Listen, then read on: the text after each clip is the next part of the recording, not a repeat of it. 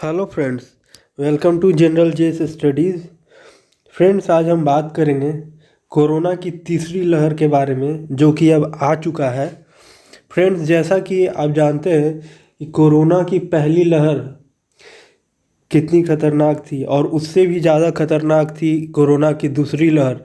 जो सबसे खतरनाक थी वो कोरोना की दूसरी दूसरी लहर थी, जिसमें कि बहुत से लोगों की जान गई थी। और कहा जाता है कि उस समय कोरोना की आर नोट वैल्यू जो थी, जैसा कि फ्रेंड्स कोरोना की आर नोट वैल्यू कोरोना की दूसरी लहर के समय 1.69 थी, जो कि उस समय सबसे चरम पर जब थी कोरोना की दूसरी लहर, उस समय की आर नोट वैल्यू 1.69 थी। लेकिन अभी जो आर नोट वैल्यू है, ये कोरोना की तीसरी लहर की शुरुआती में जो अभी आर नोट वैल्यू है, वो कोरोना के पीक की दूसरी लहर से भी बहुत ज़्यादा है, जो कि 2.69 है। 2.69 आर नोट वैल्यू है ये कोरोना की तीसरी लहर में, जो कि उस समय दूसरी लहर के समय जो पीक पर थी उससे भी ज़्यादा है, उससे भी दो गुना ज़्यादा है। फ्रेंड्स, जैसा कि आर नोट वैल्यू क्या होता है, आज फ्रेंड्स हम आर नोट वैल्यू के बारे में जानेंगे। जैसा कि फ्रेंड्स, जब जब कोई किसी एक व्यक्ति को इन्फेक्ट करता है अपने संक्रमण से, तो उसकी आर नोट वैल्यू हो जाएगी 1। लेकिन जब वही एक व्यक्ति दो व्यक्तियों को इन्फेक्ट करेगा अपनी संक्रमण से, तो इसकी आर नोट वैल्यू हो जाएगी फ्रेंड्स 2। इसी तरह से फ्रेंड्स, अभी कोरोना की जो आर नोट वैल्यू है वो 2.69 है, जो कि एक व्यक्ति 2.69 व्यक्तियों को इन्फेक्ट कर रही है। इस तरीके से फ्रेंड्स, जैसा कि फ्रेंड्स अभी सरकार की जो गाइडलाइंस आई है और सरकार की तरफ से जो कहा गया है कि कोरोना वायरस के मामले की संख्या बहुत तेज़ी से बढ़ रही है, जैसा कि सरकार के द्वारा कहा जा रहा है, इसका कारण ओमिक्रॉन की वजह से ये बहुत तेज़ी से बढ़ रही है कोरोना वायरस। और जैसा कि आईसीएमआर के रिपोर्ट के अनुसार फ्रेंड्स, उन्होंने कहा कि पिछले साल 30 दिसंबर यानी 30 दिसंबर 2021 को संक्रमण का दर 1.1% था, और अगले ही दिन यह संक्रमण का दर 1.3% पहुंच गई। और उसके अगले अब देश में 5% की संक्रमण दर चल रही है। जैसा कि फ्रेंड्स 30 दिसंबर को कोविड के 13,000 मामले थे, और मंगलवार को ये बढ़कर, जैसा कि इधर ही मंगलवार को बढ़कर ये 58,000 हो गए। उसके बाद अगले दिन बुधवार को ये 19,000 हो गए, और बृहस्पतिवार को यानी कि कल के दिन ये 1,17,000 केसेस बढ़ चुकी है फ्रेंड्स, जो कि अब तक की सबसे ज़्यादा केसेस है कोरोना की, और बहुत तेज़ी से बढ़ी है। जैसा कि फ्रेंड्स अन्य देशों में देखा गया कि कोरोना के मामले में बहुत तेज़ी से वृद्धि हुई, लेकिन अचानक वहाँ गिरावट भी दर्ज की गई धीरे धीरे। जैसा कि डेनमार्क, ब्रिटेन, दक्षिण अफ्रीका में 1 या 1.5 महीने के भीतर ही गिरावट शुरू हो गई थी कोरोना के केसेस में।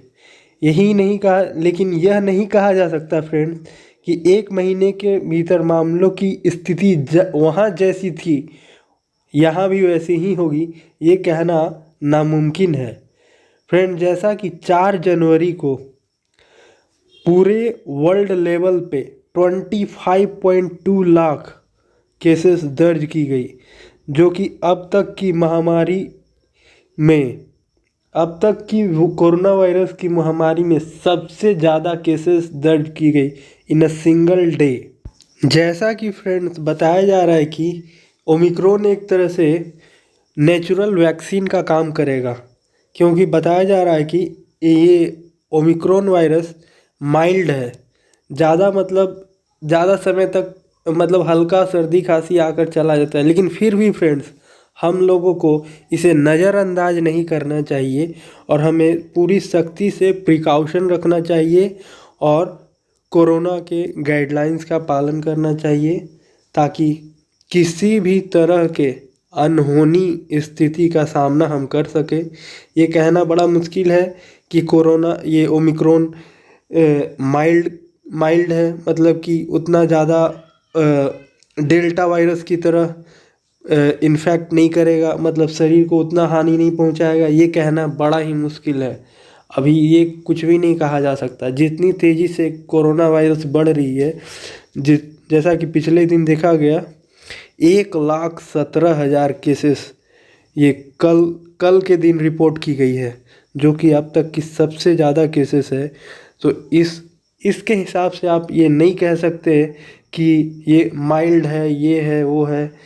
आप इसे पूरी तरीके से स्ट्रिक्टली ओबे करिए कोरोना रूल्स को और पूरे सावधानी से रहिए। ये कहना गलत है कि ये माइल्ड है या ये है। हमें फ्रेंड्स कोरोना के नियमों का सख्ती से पालन करना है, क्योंकि ये वायरस जिस तरीके से तेज़ी से बढ़ रही है ये बहुत ही ख़तरनाक रूप ले रही है। क्योंकि ये ज़्यादा दिन नहीं हुआ, 2 या 3 दिन के अंदर ये 58,000 से ये लेकर 1,17,000 केसेस पहुंच गई, जो कि अनुमान लगाया जा रहा है कि आने वाले दिनों में ये 4 लाख से भी ऊपर पर डे केसेस पहुंच सकती है, जो कि फ्रेंड्स बहुत ही ज़्यादा देश के लिए चिंता का विषय है। और हम लोग को भी बड़े सावधानी से रहना है, सोशल डिस्टेंसिंग का पालन करना है, ताकि इस बार भी हम लोग कोरोना के तीसरी लहरों को हरा सकें। और फ्रेंड्स मास्क पहन के रखिए। जब भी आप बाज़ार में जाएं, चाहे किसी भी भीड़ वाले इलाके में जाएं, कोशिश करें कि भीड़ वाले इलाके से बचें। और जहां भी बाहर निकले आप कोशिश करें कि मास्क वेयर करें, मास्क मस्ट वेयर करें। घर से निकलना मतलब कि आपका चेहरे पे मास्क होना चाहिए, क्योंकि कोरोना बहुत ही तेज़ी से बढ़ रही है। फ्रेंड्स आपसे रिक्वेस्ट करेंगे कि इस न्यूज़ को शेयर कीजिए ज़्यादा से ज़्यादा, ताकि लोगों तक ये जागरूकता पहुँचे। और फ्रेंड्स ज़्यादा से ज़्यादा शेयर कीजिए ताकि ये लोगों तक जागरूकता पहुँचे।